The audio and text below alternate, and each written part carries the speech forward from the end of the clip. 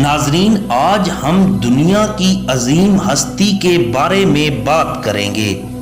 وہ عظیم ہستی جو کسی تعارف کی محتاج نہیں۔ آج ہم بات کریں گے عبدالستار ایدھی کی مکمل زندگی کے بارے میں۔ ان کا ایک مشہور واقعہ ہے کہ ماں انہیں صرف 2 پیسے دیتی تھی، ایک اپنے خرچ کے لیے جبکہ دوسرا پیسہ کسی ضرورت مند کی مدد کے لیے۔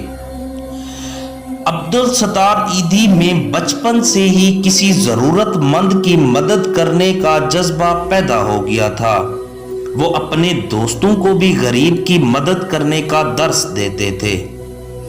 عبدالستار ایدھی نے اپنی پوری زندگی انسانیت کا درس دیا۔ ان کا خیال تھا کہ انسان اللہ کی مخلوق ہے، مذہب جو بھی ہو ہمیں ضرورت مند کی مدد کرنی چاہیے۔ انہوں نے اپنی سادگی کی بنا پر نہ صرف پاکستان بلکہ پوری دنیا میں شہرت پائی۔ گجرات کے گاؤں بانڈوا کا نوجوان گھریلو حالات خراب ہونے پر کراچی جا کر کپڑے کا کاروبار شروع کرتا ہے۔ کپڑا خریدنے مارکیٹ گیا، وہاں کسی نے کسی شخص کو چاقو مار دیا۔ زخمی زمین پر گر کر تڑپنے لگا۔ لوگ زخمی کے گرد گھیرا ڈال کر تماشا دیکھتے رہے۔ وہ شخص تڑپ تڑپ کر مر گیا۔ نوجوان عبدالستار کے دل پر داغ پڑ گیا۔ سوچا معاشرے میں 3 قسم کے لوگ ہیں، دوسروں کو مارنے والے، مرنے والوں کا تماشا دیکھنے والے اور زخمیوں کی مدد کرنے والے۔ نوجوان عبدالستار ایدھی نے فیصلہ کیا وہ مدد کرنے والوں میں شامل ہوگا، اور پھر کپڑے کا کاروبار چھوڑا، ایک ایمبولینس خریدی، اس پر اپنا نام لکھا، نیچے ٹیلی فون نمبر لکھا اور کراچی شہر میں زخمیوں اور بیماروں کی مدد شروع کر دی۔ وہ اپنے ادارے کے ڈرائیور بھی تھے، آفس بوائے بھی، ٹیلی فون آپریٹر بھی، سویپر بھی اور مالک بھی۔ وہ ٹیلی فون سرہانے رکھ کر سوتے، فون کی گھنٹی بجتی، یہ ایڈریسز لکھتے اور ایمبولینس لے کر چل پڑتے۔ زخمیوں اور مریضوں کو ہسپتال پہنچاتے، سلام کرتے اور واپس آ جاتے۔ عبدالستار ایدھی نے سینٹر کے سامنے لوہے کا غلہ رکھ دیا۔ لوگ گزرتے وقت اپنی فالتو ریز گاری اس میں ڈال دیتے۔ یہ سینکڑوں سکے اور چند نوٹ اس ادارے کا کل اثاثہ تھا۔ عبدالستار ایدھی فجر کی نماز پڑھنے مسجد گئے۔ وہاں مسجد کی دہلیز پر کوئی نوزائیدہ بچہ چھوڑ گیا۔ مولوی صاحب نے بچے کو ناجائز قرار دے کر قتل کرنے کا اعلان کیا۔ لوگ بچے کو مارنے کے لیے جا رہے تھے۔ یہ پتھر اٹھا کر ان کے سامنے کھڑے ہو گئے، ان سے بچہ لیا، بچے کی پرورش کی۔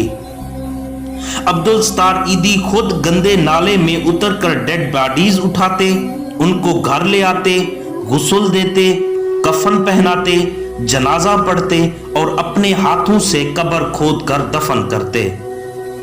بازاروں میں نکلے تو بے بس بوڑھے دیکھے، پاگلوں کو کاغذ چنتے دیکھا، آوارہ بچوں کو فٹ پاتھوں پر کتوں کے ساتھ سوتے دیکھا تو اولڈ پیپل ہوم بنا دیا، پاگل خانے بنا دیے، چلڈرن ہوم بنا دیے، دسترخواں بنا دیے۔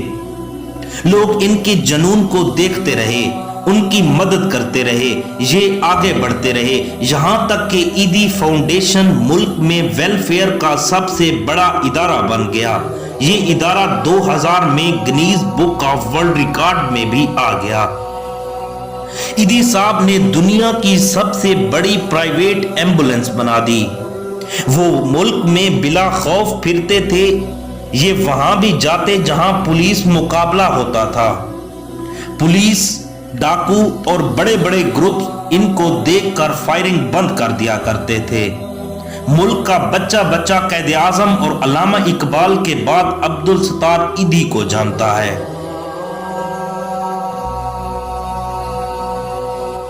ایدھی صاحب نے 2003 تک گندے نالوں سے 8000 ڈیڈ باڈیز نکالی اور 16,000 نوزائیدہ بچے پالے۔